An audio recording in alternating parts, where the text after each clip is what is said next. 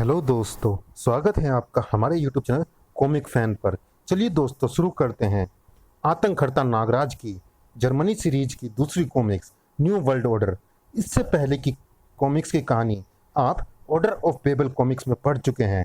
जिन दोस्तों ने वो कॉमिक्स नहीं पढ़ी है चैनल पर कॉमिक्स को वो ज़रूर पढ़े। चलिए शुरू करते हैं इस कॉमिक्स का पहला भाग। और दोस्तों, जिन्होंने अभी तक हमारे चैनल को सब्सक्राइब नहीं किया है, चैनल को सब्सक्राइब जरूर कीजिएगा ताकि ऐसे ही रोमांचक कॉमिक्स हम आपके लिए लाते रहें। चलिए शुरू करते हैं। आतंककर्ता नागराज। विश्व विशेषज्ञ प्रोफेसर नागमणि को मिला एक अनोखा मानव नाग शिशु में नाग शक्तियों को देख उसने बनाया एक जीवित हथियार। अपने उस हथियार को उसने नाम दिया नागराज और दुनिया भर के आतंकवादियों के बीच उसकी नीलामी करके उसे बना डाला खूंखारतम आतंकवादी नागराज निकल पड़ा दुनिया भर में आतंकवाद फैलाने, परंतु उसका रास्ता रोका गुरु गोरखनाथ ने। गुरु गोरखनाथ के दिव्य प्रभाव ने नागराज को बना दिया आतंककर्ता नागराज। संजय गुप्ता पेश करते हैं न्यू वर्ल्ड ऑर्डर। राज कॉमिक्स है मेरा जुनून। पिछले भाग ऑर्डर ऑफ बेबल में आपने पढ़ा जर्मन आतंकवादी ग्रुप ऑर्डर ऑफ बेबल द्वारा जारी वीडियो फुटेज देखकर नागराज जा पहुंचा जर्मनी। बर्लिन में कदम रखते ही नागराज का सामना हुआ ऑर्डर ऑफ बेबल ग्रुप से, जो कि जर्मनी में ऑर्डर स्क्रॉल की खोज में है। वहीं नागराज का टकराव नियो नाजीज से होता है, जो कि एक डांसर लोला के पीछे पड़े हैं। तभी नागराज पर हमला करता है एक रहस्यमयी योद्धा हंटर, जिसके फरसे के सामने हर शख्स खुद ही अपना सिर झुका देता है। और हंटर ने उठा लिया है अपना दिव्य फरसा नागराज का सिर कलम करने के लिए। अब आगे पढ़े। प्रस्तावना 1908 वियना। गद्दारों और जातिवादियों से घिरा हुआ है जर्मनी। यदि मेरे वश में होता तो संपूर्ण विश्व को एक राष्ट्र बना देता। राज करने का अधिकार सिर्फ उन्हीं का है जो शक्तिशाली है, जिनकी रगों में दौड़ता लहू पवित्र है, जैसे मेरी रगों में दौड़ता आर्यन लहू। परंतु आज मैं क्या हूँ? मात्र एक असफल चित्रकार जो जातिवाद रूपी दीमक द्वारा अपने राष्ट्र को खोखला किए जाने का मंजर किसी मूक दर्शक की भांति देख रहा है। अपनी व्यवस्था पर स्वयं से ही घृणा होती है मुझे। महत्वाकांक्षाओं के पतन और असफलताओं की पीड़ा ने मेरे सम्मुख अपने इस निरर्थक जीवन को समाप्त करने के अलावा कोई विकल्प नहीं छोड़ा। वर्तमान की असफलताएं भविष्य में मिलने वाली सफलताओं पर पड़ा एक आवरण मात्र है। मास्टर एडोल्फ, यदि इनसे विचलित हो जाओगे तो यह तुम पर हावी हो जाएंगी। कौन हो तुम? मैं हूँ सूटसेयर, यानी भविष्य की शक्ति के रूप में परमपिता की वाणी तुम्हें प्रदान करने वाला भविष्य वक्ता। विश्व विजय पथ पर तुम्हारा मार्गदर्शक हूं मैं, और आज से तुम हो मेरे Führer. Vienna during world war second. युवा काल में मैंने जिस सफर की राह आपके मार्गदर्शन में चुनी थी, उसकी मंजिल अब बेहद करीब है महान सूटसेयर। प्योर ब्लड्स की का वर्चस्व पूरे विश्व में बढ़ रहा है। जो देश हमारी गठबंधन सेना से लड़ रहे हैं, शीघ्र ही उनका पतन निश्चित है। और सबसे महत्वपूर्ण बात, ऑर्डर के संरक्षकों द्वारा छिपाए गए ऑर्डर स्क्रॉल की हमारी खोज एक बार फिर बर्लिन पर ही आकर केंद्रित हो गई है। मरियन किर्च, कैजर विलहेलम, बर्लिनर डोम और निकोलाई किर्च, बर्लिन के इन चार महत्वपूर्ण चर्चेज में से ही किसी एक में छिपाया गया है ऑर्डर स्क्रॉल, जिसे मेरे नाजी सेना जल्दी ही ढूंढ निकालेगी। यकीनन फ्यूहरर, यकीनन विश्व शांति कायम करने का वही एक अंतिम उपाय है। यही खत्म करेगा विश्व भर में फैला जातिवाद और कायम करेगा संपूर्ण विश्व में न्यू वर्ल्ड ऑर्डर।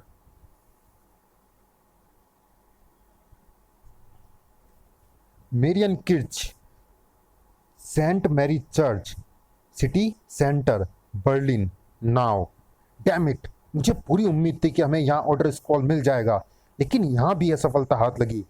चार संभावित जगहों में से दो जगहों पर स्क्रॉल नहीं है, मतलब बाकी बची दोनों जगहों में से एक में स्क्रोल का होना निश्चित है। तो हम इस खाली संदूक को देखते हुए खड़े क्यों हैं? हमारे यहाँ होने की खबर जंगल में आग की तरह फैल गई होगी। हमें जल्द यहाँ से निकलना होगा। अब यहाँ से जल्द निकलना मुमकिन ना होगा। Headquarters hydra group, Berlin. Lord Morbius के हाथों दर्दनाक मौत मिलेगी इन सभी पाप प्रतीकों को, लेकिन तेरी मौत को बदतर और दर्दनाक मैं खुद बनाऊंगी बिग ब्रदर। अब तू या तेरा लॉर्ड किसी को मौत नहीं दे पाएगा बेरोनस। द्वितीय विश्व युद्ध का इतिहास कदापि नहीं दोहराने देंगे हम। लॉर्ड मॉर्बियस के साथ ही उसे कठपुतली की तरह अपनी उंगलियों पर नचाने वाले की मौत का फरमान जारी हो चुका है। नागराज के रूप में उसका मृत्यु दूत जर्मनी में कदम रख चुका है। बस इंतजार है तो उस मृत्यु दूत के इस युद्ध में कूदने का। शतरंज के खेल और एक वास्तविक युद्ध में अपनी जीत के प्रति तब तक आश्वस्त नहीं होना चाहिए जब तक कि राजा को पराजित न कर दो। फिर अभी तो तुमने चंद प्यादों तक को मात नहीं दे दी है पाप प्रतीकों। जनरल स्ट्रैगलर, जिसका डर था वही हुआ। हम नागराज के भरोसे इस युद्ध में कूदे थे, लेकिन लगता है नागराज के इस युद्ध में कूदने से पहले ही हमारे साथ यह युद्ध भी खत्म हो जाएगा। युद्ध का आगाज हो चुका है वेनमस। पीछे हटने या डर के लिए इस युद्ध में कोई जगह नहीं। हमें इस युद्ध को लड़ना ही होगा, भले ही नागराज इस युद्ध का हिस्सा बने या ना बने।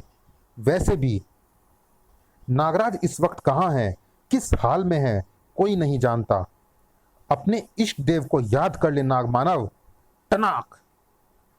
असंभव, तुझ पर तो एकोइपी की शक्ति का कोई असर नहीं हुआ। मेरे इष्ट गुरु बाबा गोरखनाथ ने मुझे यही सिखाया है हंटर, कि विपत्ति के समय भगवान का ध्यान करने की जगह विपत्ति से निपटने के बारे में सोचना चाहिए, क्योंकि भगवान भी उसी की मदद करते हैं जो खुद की मदद करना जानते हैं। और तेरे रूप में आई विपत्ति से निपटने का तरीका मैंने सोच लिया है। तू तो एकोइपी को दोबारा उठाने की मूर्खता कर रहा है। तू शायद भूल गया कि तो एकोइपी सिर्फ मेरा आदेश मानती। बटाक। असंभव, तो एकोइपी ने मुझ पर ही प्रहार कर दिया। तू तू काला जादू भी जानता है नागमानव। यह जादू नहीं, कला है हंटर, अपने दिमाग का सही प्रयोग करने की कला। इसमें काला कुछ भी नहीं है। मैं नहीं जानता यह तूने कैसे किया, लेकिन यह अंतिम चीज थी जो तू अपने इस जन्म में कर पाया है। अब तू जो भी करेगा वह या तो नरक में करेगा या अपने अगले जन्म में। बेशक अगर तुम अपनी टोकी पोकी या जो भी यह है उसे उठा सको तो। तू सच कह रहा है। मैं तो एकोइपी को हिला भी नहीं पा रहा। कैसा जादू है यह? मैंने कहा तो यह जादू नहीं है। तुम्हारे अनुसार दुनिया में तुम्हारे सिवा कोई और इसे उठा नहीं सकता। जाहिर है यह तुम्हारा स्पर्श पहचानता है, जो तुम्हें इसे थामने की एक्सक्लूसिव एक्सेस देता है। बस मैंने इसे अपने सर्पों से पूरी तरह ढक दिया। तो जब तुम्हारा स्पर्श इस तक पहुंचेगा नहीं, यह तुम्हें पहचानेगा नहीं और ना ही तुम इसे उठा पाओगे। साहसी होने के साथ साथ बुद्धिमान भी है तू, लेकिन तो एकोइपी को सर्पावरण से मुक्त करने में मुझे मात्र कुछ क्षण लगेंगे। सच है, लेकिन उस कुछ क्षणों के लिए तुम्हें अभी कुछ जन्म और प्रतीक्षा करनी होगी। धम कड़ूं। तुम दोनों की लड़ाई ने इस जर्जर इमारत की रही सही उम्र भी पूरी कर दी। अगर यह लड़ाई कुछ देर और चली तो हम लोग की कब्र भी यही बन जाएगी। सही कहा तूने लड़की, तुम दोनों की कब्र यही बनेगी। यह तुम क्या कर रहे हो नागराज? ग्रर।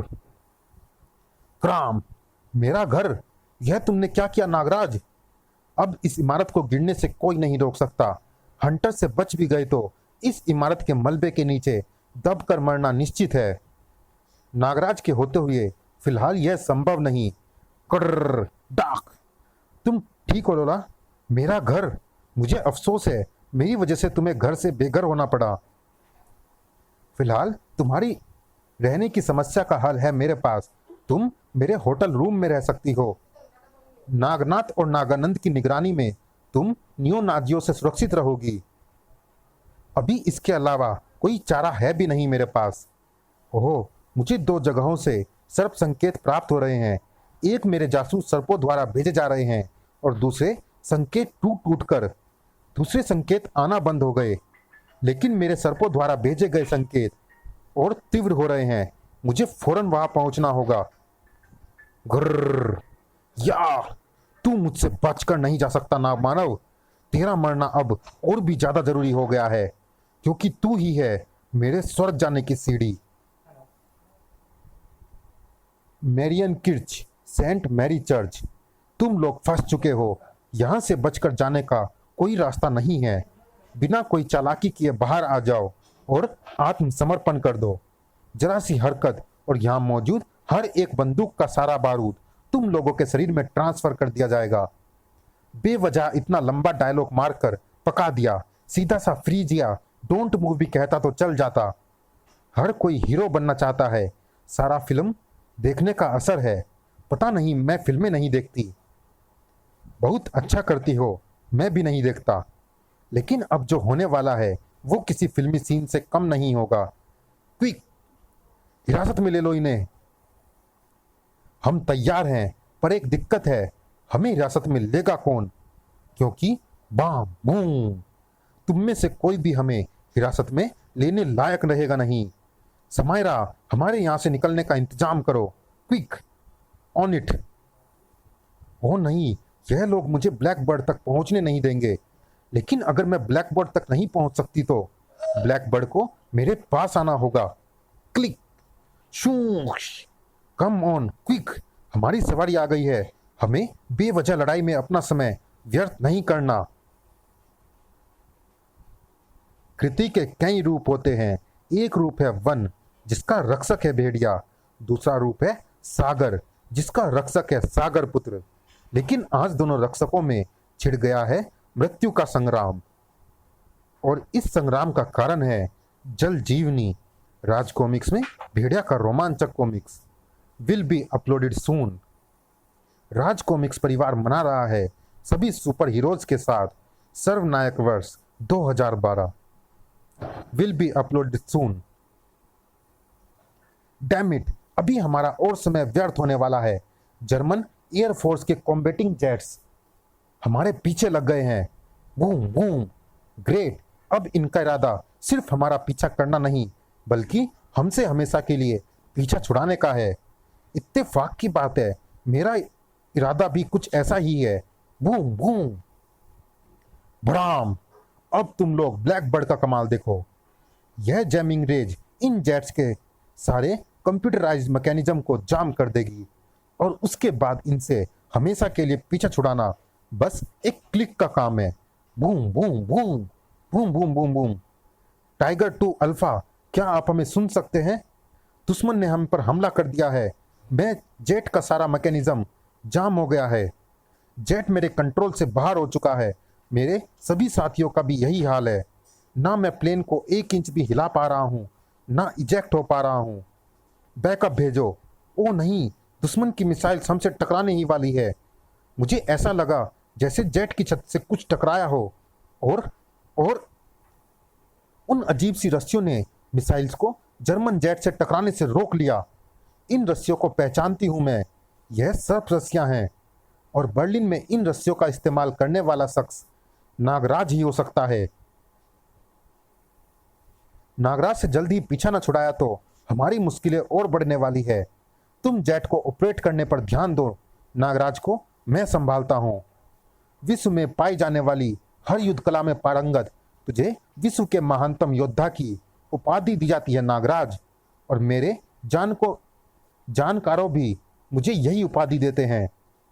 पर जैसे एक म्यान में 2 तलवारें नहीं रह सकती, उसी तरह विश्व के महानतम योद्धा की उपाधि या तो जिंग के पास रह सकती है या तेरे पास। इस उपाधि का सही हकदार कौन है, इसका फैसला आज ही हो जाए।